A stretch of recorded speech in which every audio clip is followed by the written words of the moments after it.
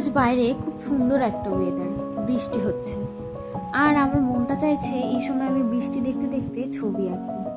তাই আমি চলে এলাম বারান্দায়, আমি ছবি আঁকতে বসে গেলাম। আমি এটা পেন বেসে একটা ছবি আঁকছি। আমার পেন বেসে যে কোনো ছবি আঁকাই খুব পছন্দ, সেটা পেন স্কেচই হোক অথবা এরকম ম্যান্ডেলা টাইপ আর্টই হোক। কারণ আমরা যারা রং করি বা আমরা যারা ছবি আঁকতে পারি, ওয়াটার বেস, অয়েল বেস, মানে অ্যাক্রিলিক কালার, ওয়াটার কালার, এগুলোতে আমাদের অনেকগুলো ম্যাটেরিয়াল প্রয়োজন।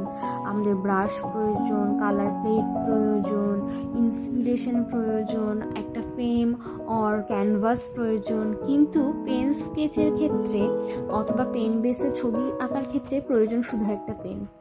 যদিও আমার পেন্সিল রাবারও লেগেছে, কারণ এখন আমার হাতটা এতটাই খারাপ হয়ে গিয়েছে যে আমি এখন আর আগের মতো নর্মাল একটা পেন ধরলাম আর ছবি আঁকলাম, এটা হয় না। এখন আমার দরকার হয় একটু এঁকে নেওয়ার। তাও আমি ছবি আঁকা ছাড়ি নাই, এটা আমার জন্য একটা রিল্যাক্সেশন আর থেরাপিও বলা যায়। আমি যখনই ছবি আঁকি আমি নিজেকে খুব রিলিফ ফিল করি। যারা ছবি আঁকতে পারেন না তারাও মাঝে মাঝে একটু চেষ্টা করে দেখবেন, সেটা যাই হোক। খুব ভালো হতে হবে এমন কে বলেছে? সব কিছু যে পারফেক্ট হতে হবে এমন কে বলেছে? প্রয়োজন আপনার রিলিফের। যা খুশি একটা আর্ট বা ক্রাফট কিছু একটা করে দেখবেন। খুব সিম্পল কিছু জিনিসও তো হয় অনলাইনে দেখবেন, যেগুলো আপনাদেরকে অনেক রিলিফ দেবে। যারা ছবি আঁকি তারা তো জানি যে ছবি আঁকা কত বড় রিলিফের। তো সময় না থাকলেও আমি জাস্ট নিজেকে 1 ঘন্টা সময় দিয়েছি ছবি আঁকার জন্য, আর এটা আমার আঁকতে সময় লেগেছে মাত্র 45 মিনিট। যদিও আমি এখানে অনেক ফাঁকিবাজি কারসাজি করেছি। এটা আমার গুগল থেকে নেওয়া ছিল একটা ফটো, গ্যালারিতে অনেকদিন ঘুরঘুর করছিল, সময়ের অভাবে আঁকা হচ্ছিল না। তো আমি এটা আজকে এঁকে ফেললাম, যদিও অনেক কিছু বাদ দিয়ে দিয়েছি। এই জন্যই আমার বোন বলে যে আমি অনেক আলসিয়া। আসলে আমার কাছে মনে হয় যে সৌন্দর্যই আসল।